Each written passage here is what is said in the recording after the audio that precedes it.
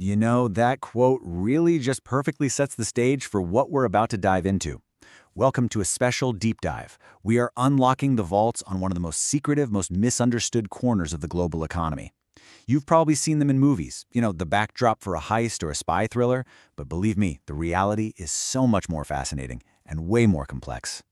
We are pulling back the curtain on the secret world of Freeports. These are, for all intents and purposes, the new Swiss bank accounts for the world's absolute wealthiest individuals.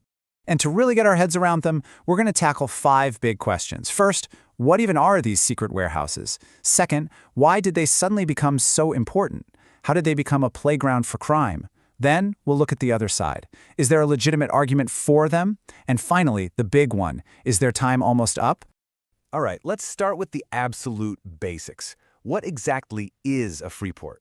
The idea itself is actually pretty simple, but boy, the financial implications are just immense. Okay, so a Freeport is basically a maximum security fortress inside what's called a special economic zone. Now, here is the magic trick, the legal fiction that makes the whole thing work. Any item inside, doesn't matter if it's a priceless Picasso or literally a pallet of gold bars, is legally considered to be in transit. In other words, it hasn't officially entered the country where the building is. It just exists in this kind of tax-free legal limbo. The best analogy, really, is an airport's transit lounge. Think about it. When you're waiting for that connecting flight, you might physically be in Dubai or Amsterdam, but you haven't gone through customs. So legally, you and that giant bar of Toblerone you just bought are in a kind of neutral territory.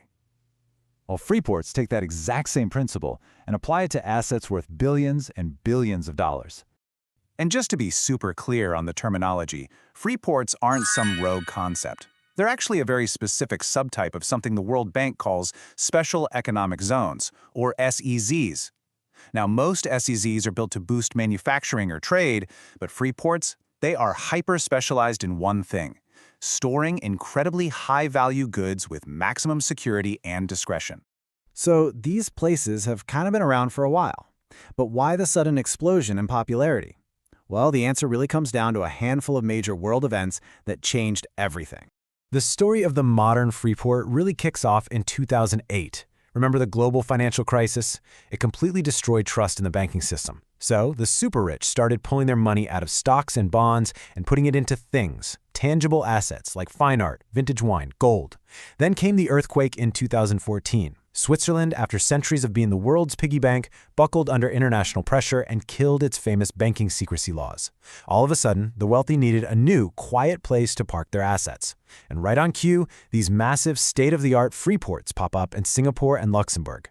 The final nail in the coffin for old-school Swiss secrecy, that came in 2022, when they froze Russian assets, proving that their neutrality wasn't so absolute after all. And what this all represents is a huge shift in the whole game of financial secrecy. The old way, the Swiss bank account way, was all about hiding the owner of the money, but new international agreements made that almost impossible. Freeports offered a brilliant workaround. Instead of hiding the owner, you hide the asset itself.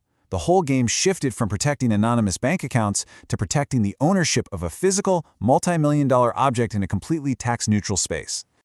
Let's just walk through the playbook, okay?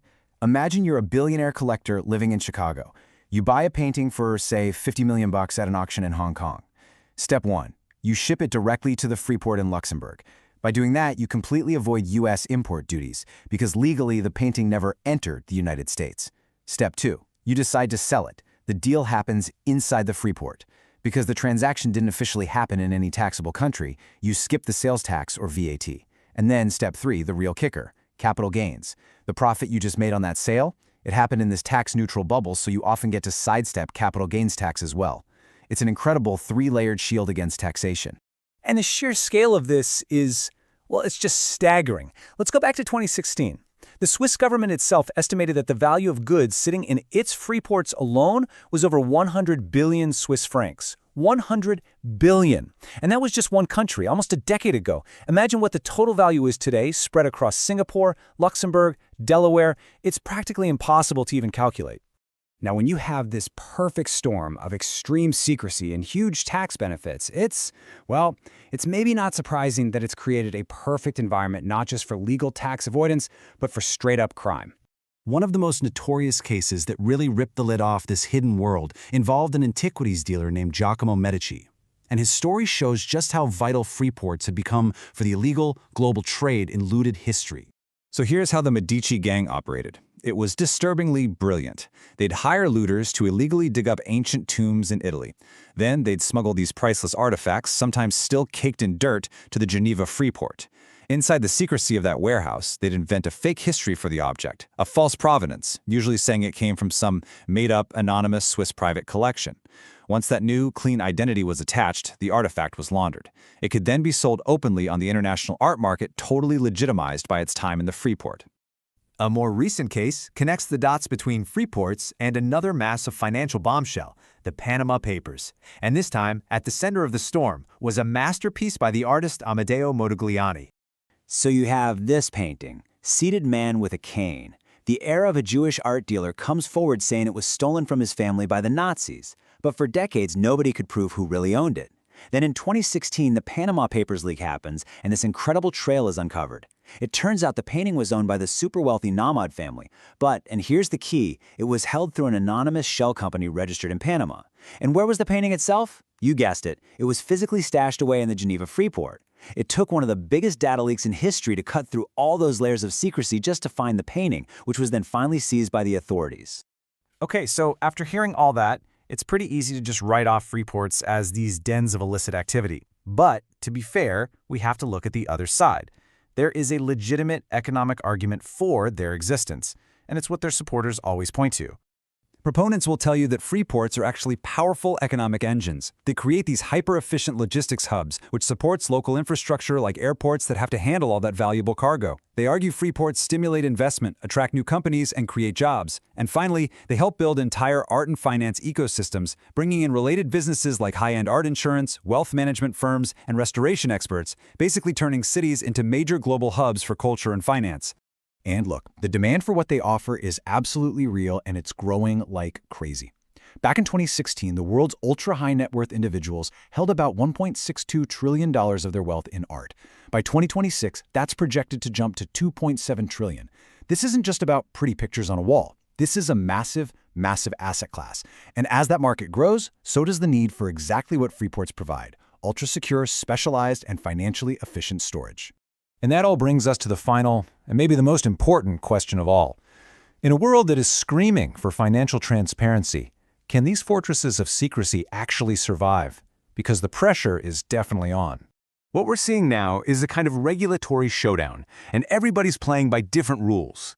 The European Union is really leading the charge with its fifth anti-money laundering directive. This is huge. It basically forces Freeports to disclose the ultimate beneficial owners. In other words, the real person who owns the asset. Switzerland is trying something else, putting a 6-month time limit on goods in its Geneva Freeport to stop it from becoming a permanent black hole. But then you look elsewhere and it's a different story. Singapore is getting some heat, but its rules are still way more relaxed than the EU's. And in the United States, places like Delaware are still a haven, with no state sales tax on art and far fewer regulations. The regulatory pressure, especially out of Europe, is really intensifying. This report here, from 2018 for the European Parliament, was a real turning point. It officially put Freeports on the map as a major risk, stating very bluntly that their design is conducive to secrecy and that they can be a vehicle for illegal activity.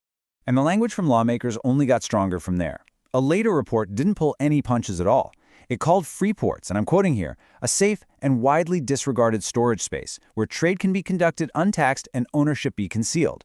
I mean, that's not just criticism, that's a direct shot at their entire reason for being. Which leaves us right here with the ultimate question. As governments all over the world crack down on tax evasion and demand more and more transparency, you can see the fundamental conflict at the very heart of the Freeport model. They were built for an age of secrecy, but we now live in an age that demands disclosure. So can they change? Can they adapt? Or will these fortresses of wealth just become relics of a past era of financial darkness? The answer to that is going to define the future of how the world's most precious objects are bought, sold, and hidden.